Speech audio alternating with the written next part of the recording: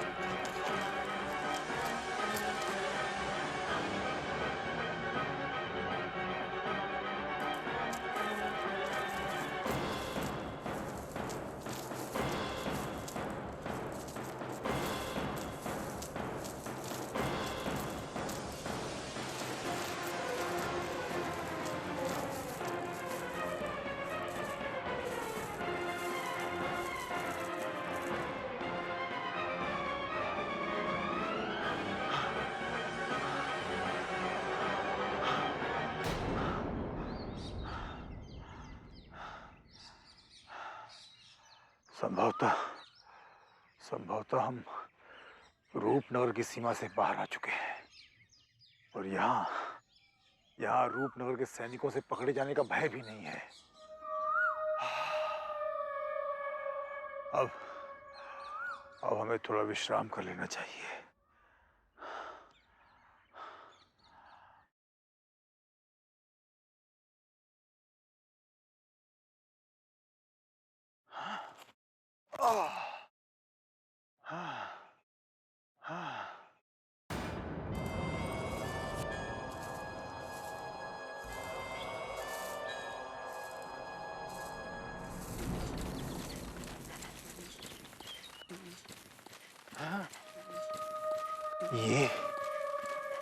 ये आहट कैसी आ रही है?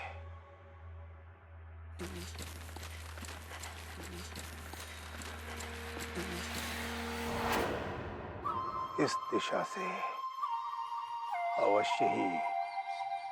अवश्य ही रूपनगर के इस भयंकर जंगल में हमारे अलावा अन्य लोग भी उपस्थित हैं।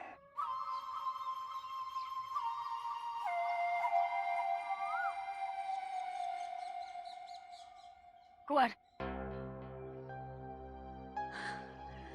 अब मेरे हाथ पैर उतर दे रहे और नहीं चला जाता। दुर्गेश्वरी, रूपनगर अब अधिक दूर नहीं है। थोड़ा आगे चलेंगे तो हम अपने लक्ष्य के बहुत समीप पहुंच जाएंगे।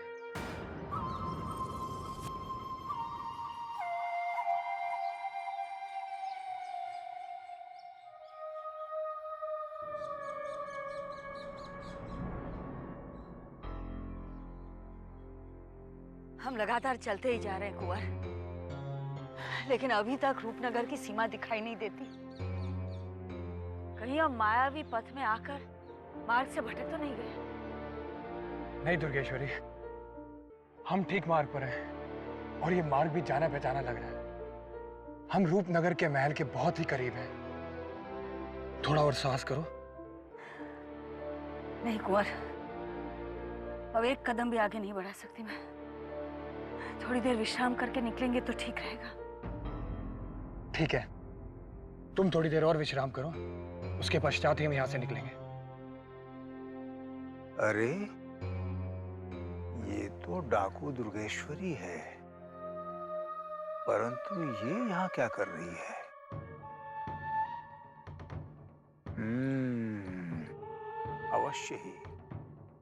अवश्य ही अपने साथियों को कहीं छुपने का आदेश देकर ये यहाँ रूपनगर में डाका डालने आई है। अन्यथा इस भगोड़े युवराज के साथ यहाँ आने का अन्य कोई उद्देश्य हो ही नहीं सकता है सिवाय डाका डालने के। किंतु इस रहस्य का पता लगाने के लिए हमें छिप छिप कर इन दोनों का पीछा करना होगा, अन्यथा ये दोनों हमारे कार्य में बाधा डालने का प्रयत्न करेंगे।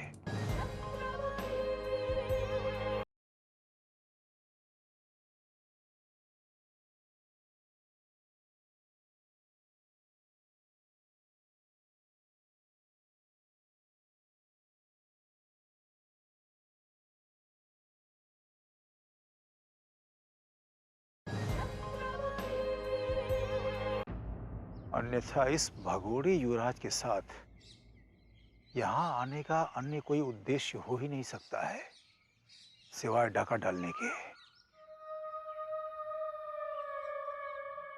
किंतु इस रहस्य का पता लगाने के लिए हमें छिप छिप कर इन दोनों का पीछा करना होगा, अन्यथा ये दोनों हमारे कार्य में बाधा डालने का प्रयत्न करेंगे। कुंवर, अब हमें चलना चाहिए। दुर्गेश्वरी, चाहो तो थोड़ा और विश्राम कर लो, क्योंकि इसके पश्चात हम रूपनगर पहुंच के ही विश्राम करेंगे। अब और विश्राम की आवश्यकता नहीं है मुझे, लेकिन कुछ देर और रुके तो शायद अपने लक्ष्य से भटक सकते हैं। चलिए।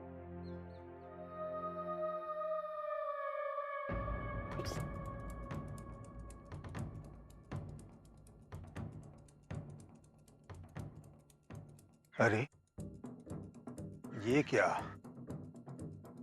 ये दोनों तो रूपनगर की सीमा की ओर बढ़े चले जा रहे हैं। इन दोनों का पीछा छिप कर ही करना पड़ेगा।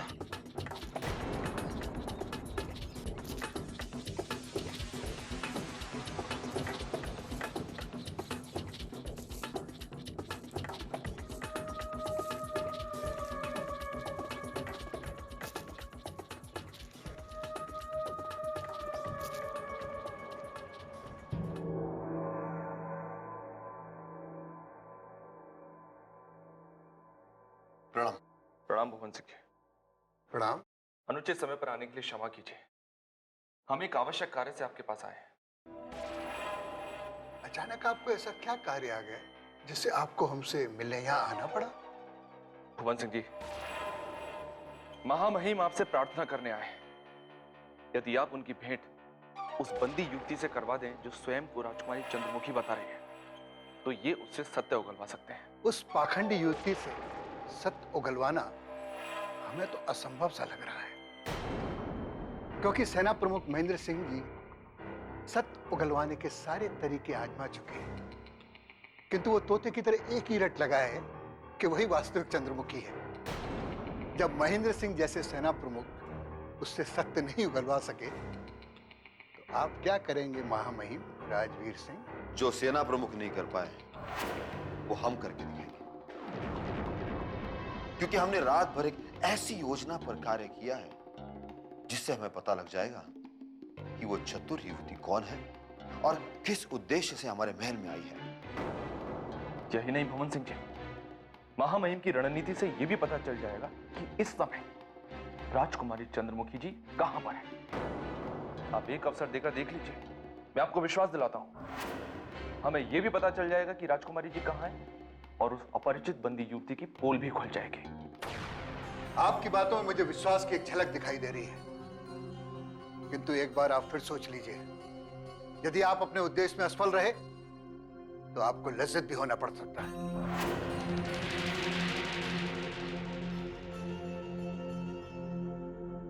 क्योंकि वो बंदी युवती बहुत ही अधिक चतुर और मक्कार है। रात भर भूखी रहने के पश्चात भी ना उसने अभी तक भोजन मांगा है और ना पानी। भला ऐसी धूर्त युवती से सत्य उगलवाना हमें तो असंभव सा लगता है। क्षमा कीजिए भुवन सिंह जी, एक चोर चोरी करके कभी ये नहीं कहता कि उसने चोरी की है। एक बार हमें आज्ञा दीजिए कि हम उस युवती से मिल सके। हो सकता है हम अपने तरीके से उससे सब कुछ उगलवा लें। और वैसे भी सेना प्रमुख अपने हथियार डाल चुके हैं। एक बार, केवल एक बार हमें अवसर मिलना चाहिए। हो सकता है कि हमें सफलता मिल जाए। भुवन सिंह जी, महामहिम की योजना पर एक बार विचार करके देखिए, बस एक बार। मुझे पूर्ण विश्वास है महामहिम कोई ना कोई शुभ समाचार लेकर ही वापस लौटेंगे। यदि आप दोनों को अपने आप पर इतना विश्वास है तो हम आज्ञा देते हैं, किंतु याद रहे, पूछताछ के बीच कहीं वो बंदी युवती भागने में सफल ना हो जाए, क्योंकि वो बड़ी चतुराई से पूछताछ के बीच अपने मुक्त होने का प्रयास करेगी। भुवन सिंह जी, हम उसे तो क्या, उसकी परछाई को भी कारागार से बाहर निकलने नहीं देंगे जहां उसे बंदी बनाकर रखा है। चलो नागराज, हमें राजसी कारागार में जाकर उस चतुर युवती से शीघ्र भेंट करनी चाहिए। प्रणाम भुवन सिंह जी। प्रणाम।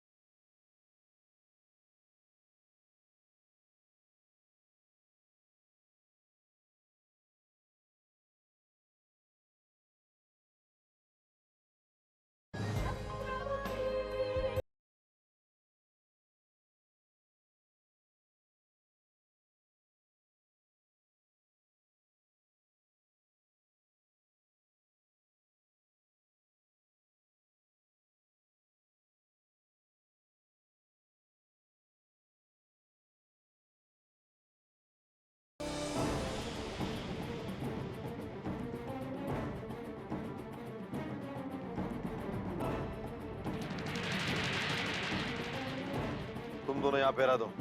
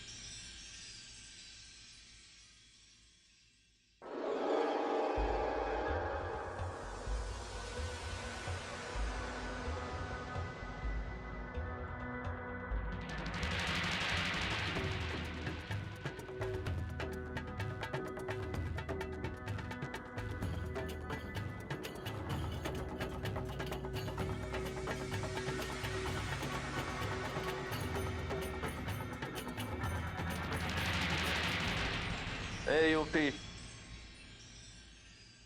इधर देखो।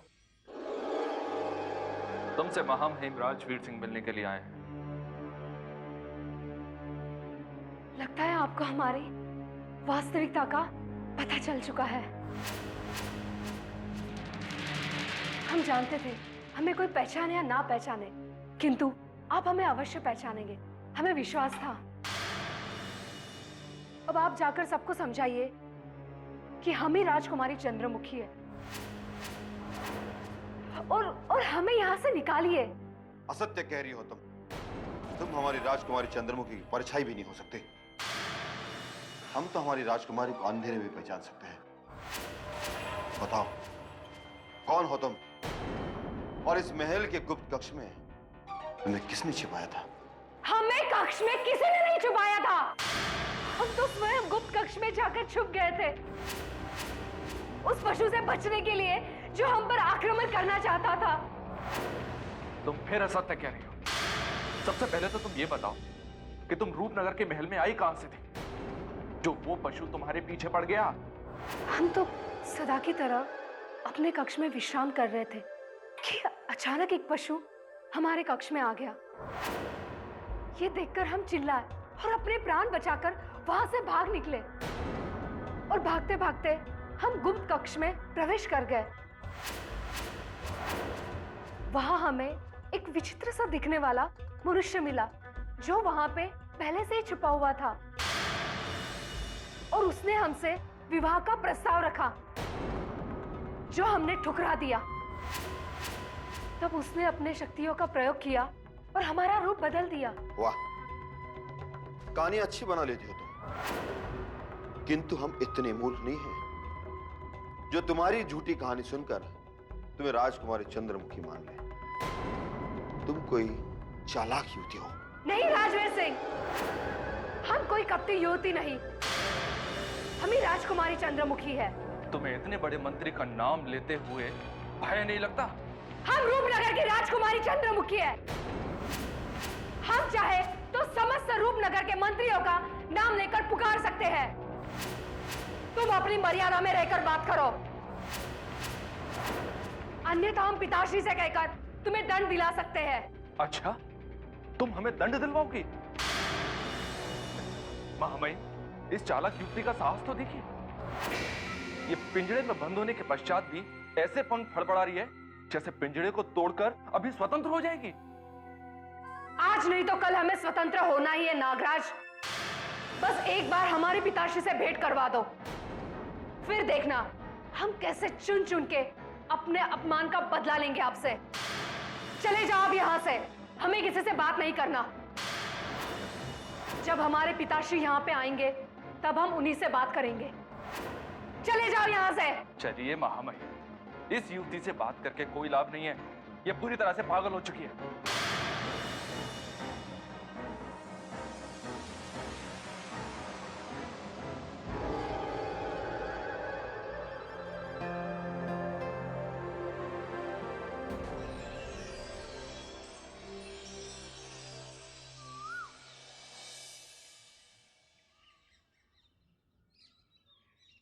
तुम दोनों जाकर उस द्वार पर निगरानी रखना।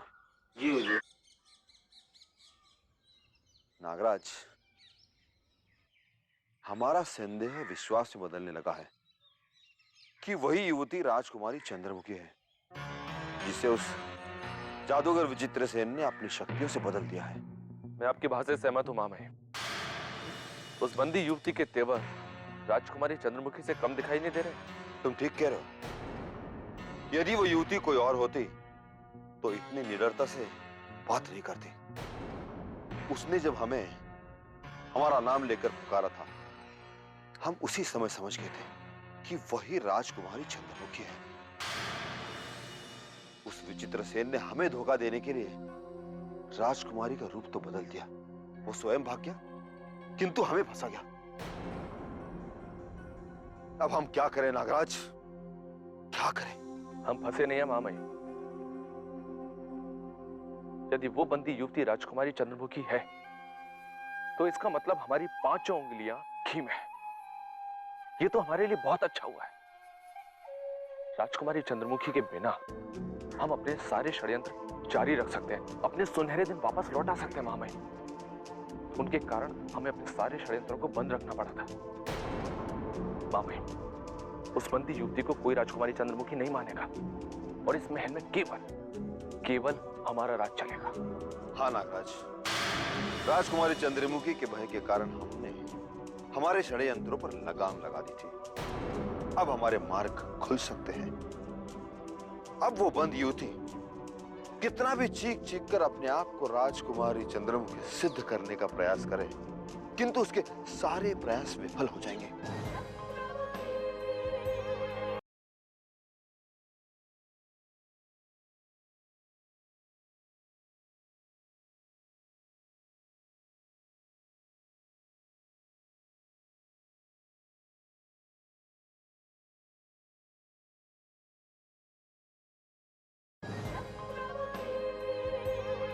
अब वो बंद युवती कितना भी चीख चीख कर अपने आप को राजकुमारी चंद्रमुखी सिद्ध करने का प्रयास करे, किंतु उसके सारे प्रयास विफल हो जाएंगे, क्योंकि हमारे, तुम्हारे और कुसुमी के सिवाय कोई नहीं जानता कि उस गुप्त कक्ष में वो विचित्र सेन आया था और उसी ने राजकुमारी चंद्रमुखी का ये हश्र किया है। ऊपर वाला जो भी करता है महामहिम अच्छा ही करता है। अब हम सारे महल में ये बात फैला देंगे कि वो बंदी युवती हमारे किसी शत्रु की गुप्तचर है, जो स्वयं को राजकुमारी चंद्रमुखी सिद्ध करना चाहती है। हो सकता है महामहिम इस बात को सुनकर भुवन सिंह जी उस युवती को मृत्युदंड दे दे, फांसी पर लटका दे। और यदि ऐसा हो गया ना महामहिम, तो समझ लीजिए कि हमारी चांदी ही चांदी है। इतना अधिक प्रसन्न होने की कोई आवश्यकता नहीं है। पहले हमें यह जांच लेना चाहिए कि कहीं वो विचित्र सेन हमारी वास्तविक राजकुमारी को लेकर चंपत ना हो गया हो और उस बंदी युवती को हमारे साथ नाटक करने के लिए छोड़ गया हो। सुना है वो जादूगर विचित्र सेन चाणक्य के समान चतुर भी है। मुझे यह नहीं लगता महामहिम, किंतु फिर भी सतर्क रहकर हमें इसकी जांच कर लेनी चाहिए। महामहिम, यदि हम इस कार्य पर मंत्रा को लगा दें तो वो शीघ्र ही जादूगर विचित्र सेन के सत्य को उजागर कर सकते हैं।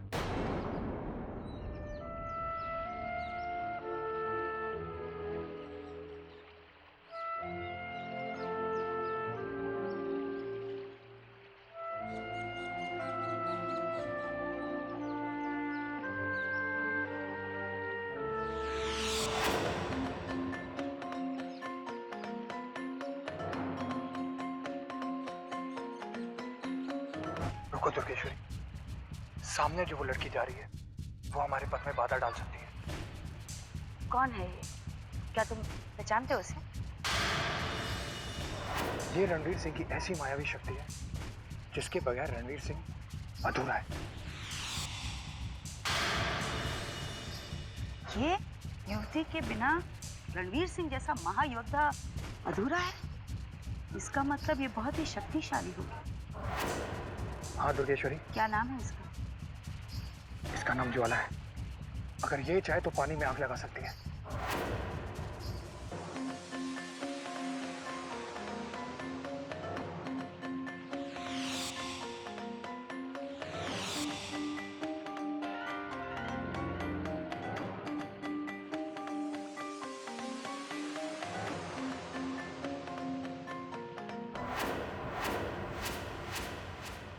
हमें देखकर वो कुछ सहम गई है।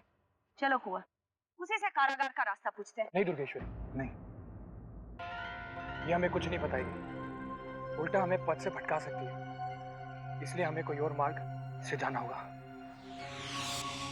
चिंता मत करो कुंवर, देखो मैं इससे अपना कार्य कैसे पूर्ण कराती हूँ। चल।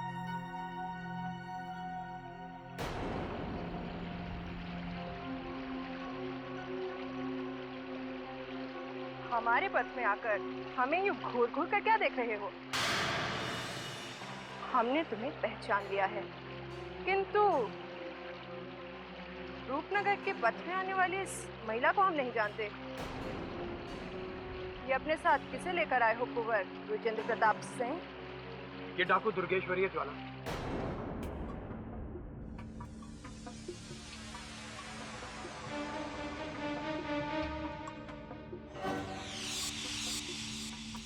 ये हमारी सहायता कर रही है हमारे भाई सूर्य प्रताप सिंह को रणवीर सिंह की कारागार से छुड़ाने में। ये तुमसे कुछ बात करना चाहती है। एक डाकू भला हमसे क्या बात करेगी? हम तुम्हें रणवीर सिंह की कारागार की तरफ नहीं बल्कि राजकुमारी चंद्रमुखी के महल की ओर जाने वाला पथ बताएंगे, ताकि तुम शीघ्र से शीघ्र अपने भाई सूर्य प्रताप सिंह के पास पहुंच सको। किंतु हमारे भाई को तो रणवीर सिंह ने बंदी बनाकर अपनी कारागार में डाला था, फिर वो राजकुमारी चंद्रमुखी के महल में कैसे पहुंचे? ये हम नहीं जानते युवराज, केवल इतना जानते हैं कि यदि तुम शीघ्र से शीघ्र राजकुमारी चंद्रमुखी के महल की ओर चले गए तो तुम्हारे भाई के साथ मिलन हो सकता है, वरना खाली हाथों यहाँ से लौटना पड़ेगा तुम्हें। ये मार्ग राजकुमारी चंद्रमुखी के महल की ओर जाता है, चाहो तो जा सकते हो। बहुत बहुत धन्यवाद, अब हमें आगे दीजिए।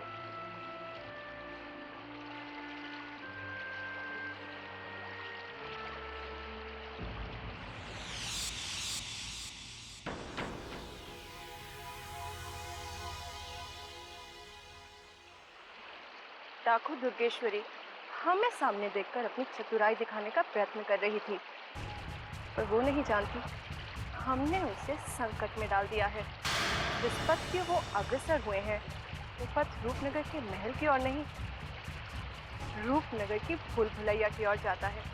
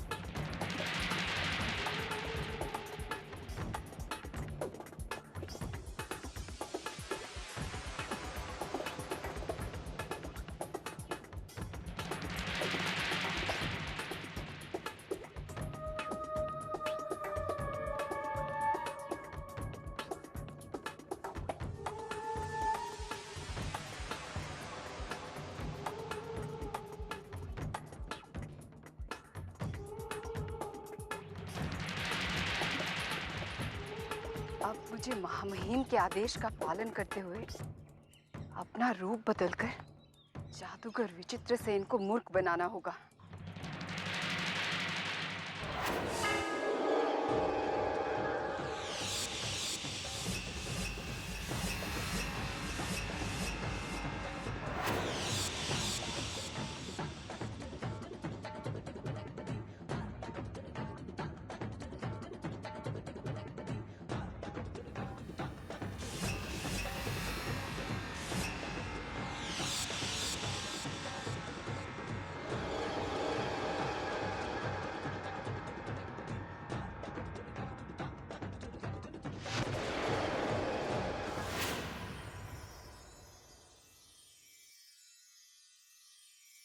गुरुदेव,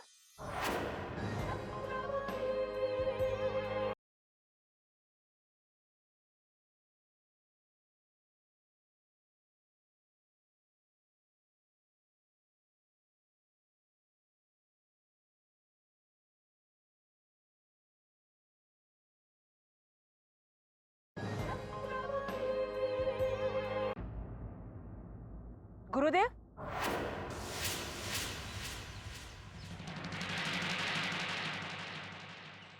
कुसुमी, तुम अचानक यहाँ क्यों और कैसे? हमने तो तुम्हें राजमहल की गतिविधियों पर कड़ी दृष्टि जमाए रखने के लिए कहा था, फिर तुम अचानक यहाँ कैसे चली आई? कैसे? गुरुदेव, आप मुझे बिना बताए ही गुप्त कक्ष से लुप्त हो गए और वहाँ ना जाने किस युवती को छोड़ आए जो स्वयं को सारे महल में चीख चीख कर राजकुमारी चंद्रमुखी बता रही है, और यहाँ तक राजकुमारी चंद्रमुखी भी महल से लुप्त है। गुरुदेव, बस यही जानने की चेष्टा में मैं आपको खोजते खोजते यहाँ तक आ पहुंची। अच्छा। जय महाकाल। तो तुम इस रहस्य को समझना चाहती हो कि वो युवती कौन है? तो सुनो, हम तुम्हें बताते हैं। जो युवती स्वयं को राजमहल में राजकुमारी चंद्रमुखी बता रही है, सत्य ये है कि वास्तविक राजकुमारी वही है।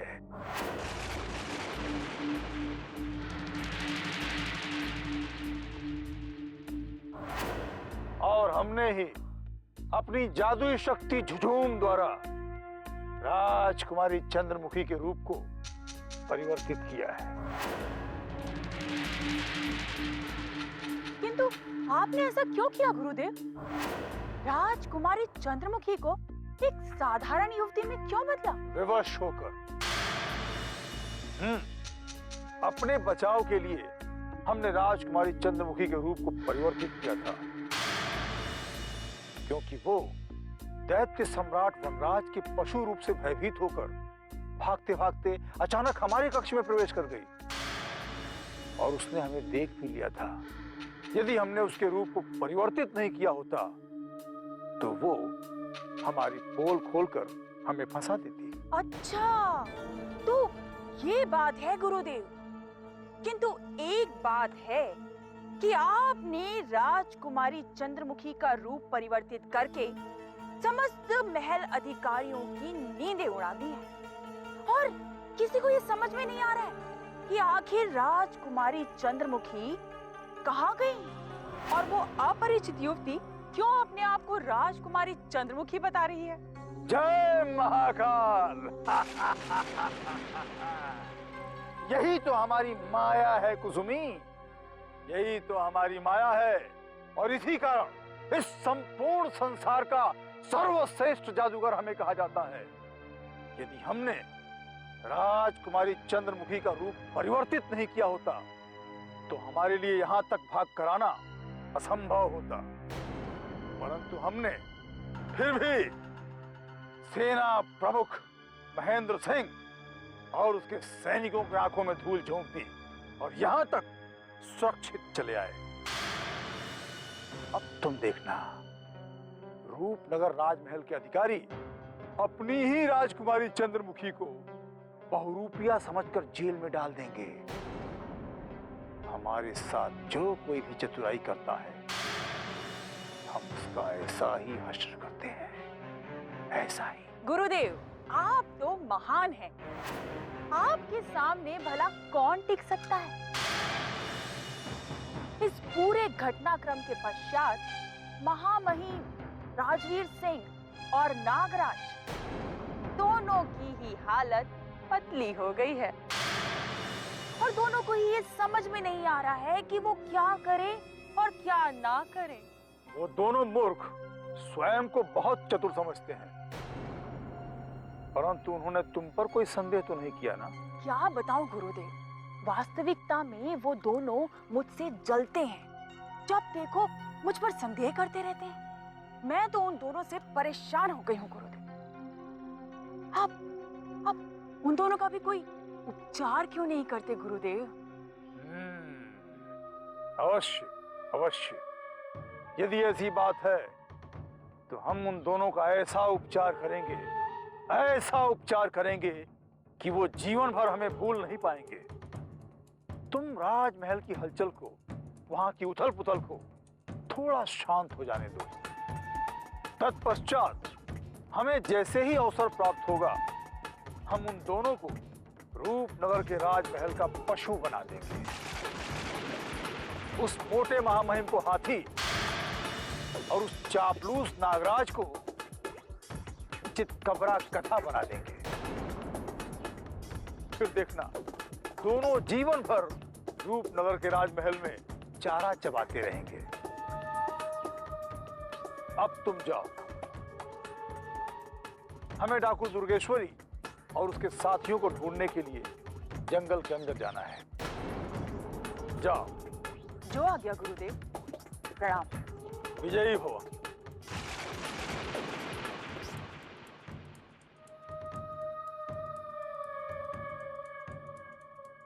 दुर्गेश्वरी।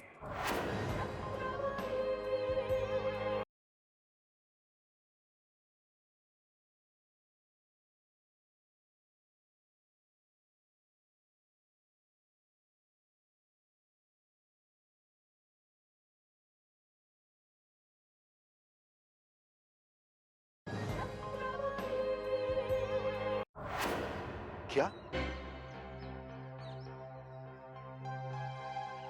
वो बंदी युवती राजकुमारी चंद्रमुखी है? जी हाँ हुजूर।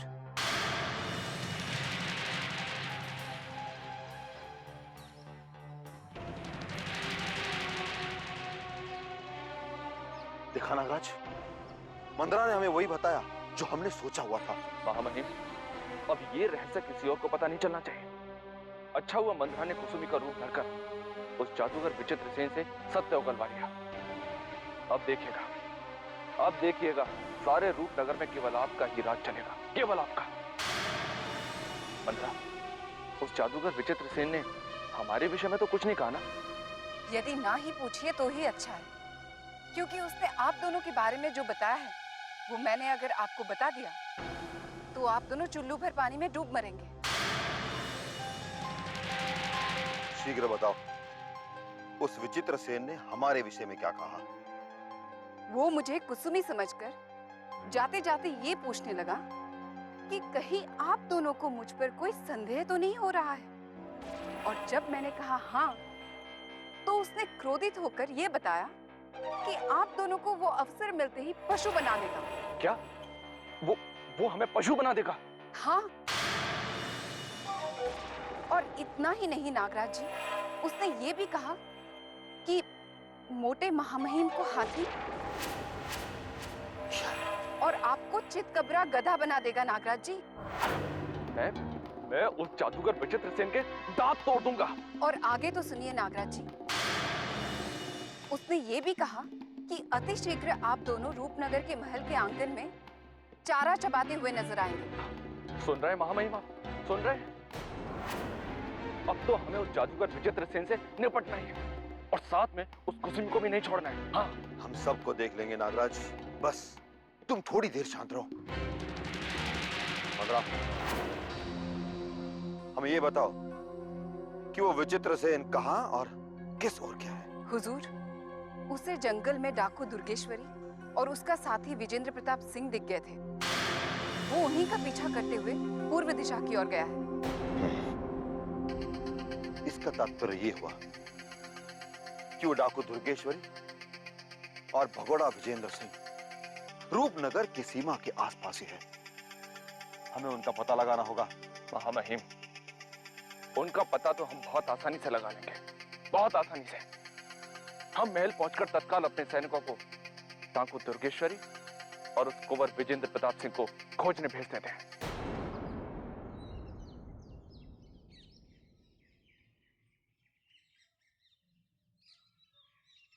नहीं कुंवर, हम बहुत दूर निकल आए हैं। लगता है पथ में मिली उस युवती ने हमें भटका दिया है। अब तक तो हमें रूपनगर की सीमा तक पहुंच जाना चाहिए था। तुम ठीक कह रही हो दुर्गेश्वरी, उस युवती ने हमें जानते बूझते भ्रमित किया। अब हम और आगे भाग नहीं सकते। थोड़ी देर विश्राम करने के पश्चात ही निकलेंगे। थोड़ा सांस रख के चलो दुर्गेश्वरी, हम अपने लक्ष्य के बहुत समीप पहुंच चुके हैं। मेरे पैर में छाले पड़ गए कुंवर, अब एक कदम भी आगे नहीं बढ़ा सकती मैं। ठीक है दुर्गेश्वरी, तुम थोड़ी देर विश्राम कर लो, फिर आगे की ओर कूच करेंगे।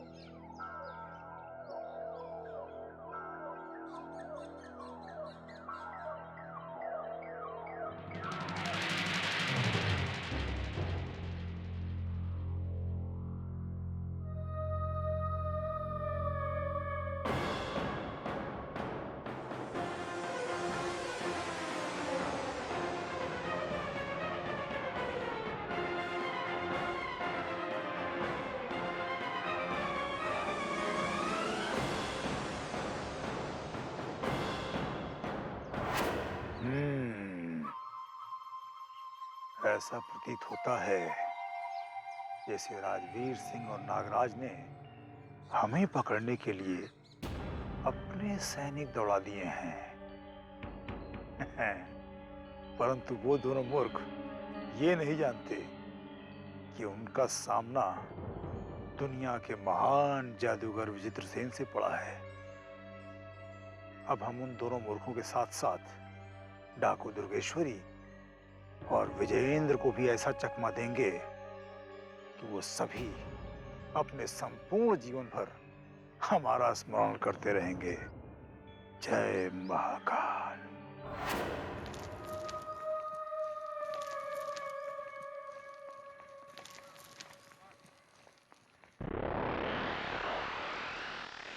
जय महाकाल।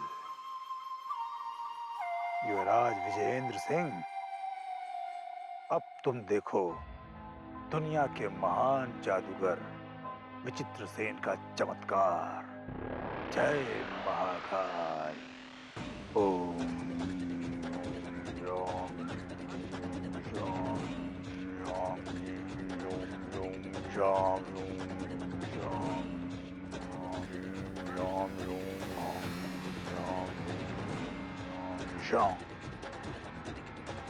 रूप परिवर्तन, रूप परिवर्तन,